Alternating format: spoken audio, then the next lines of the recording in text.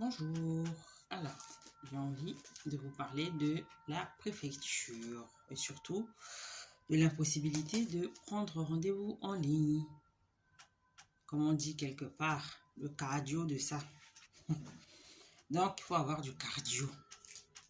Donc je m'adresse à tous les étrangers qui arrivent en France et qui effectuent des démarches, que ce soit pour demander une carte de séjour, demander le renouvellement de sa carte de séjour, un document de circulation pour étrangers mineurs, un titre de voyage pour réfugiés, pour signaler un changement de situation, déposer un dossier de naturalisation, faire enregistrer une demande d'asile, etc.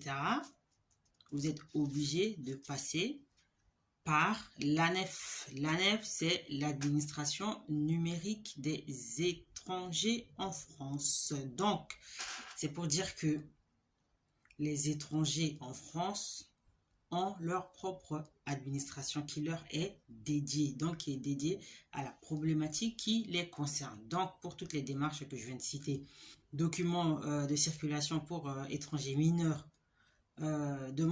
enregistrement de demande d'asile, demande de naturalisation, dépôt de demande de titre de séjour, renouvellement de titre de séjour, etc. Changement d'adresse, demande d'autorisation de travail, ça aussi. Dans certains cas, il faut une autorisation de travail. Donc, pour toutes ces démarches, vous êtes obligé de passer par le site de l'ANEF. Donc, sans vous apprendre quoi que ce soit, vous savez qu'il est quasiment impossible d'obtenir un rendez-vous rapidement. D'accord? Donc, de toute façon, les guichets de la préfecture ne sont plus accessibles. C'est fermé, sauf si vous avez rendez-vous.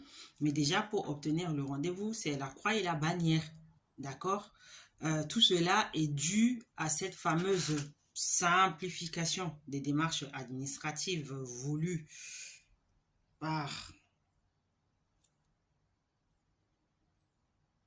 le gouvernement, ou plutôt les gouvernements qui se sont succédés sous la mandature du président Emmanuel Macron. Conséquence, vous passez du temps devant l'écran, vous répétez inlassablement les tentatives sur le site de l'administration et à la fin, qu'est-ce que vous avez comme message? Il n'existe plus de plage horaire pour votre demande de rendez-vous. Veuillez recommencer ultérieurement. Donc, vous avez inlassablement ce message sur l'écran d'accueil.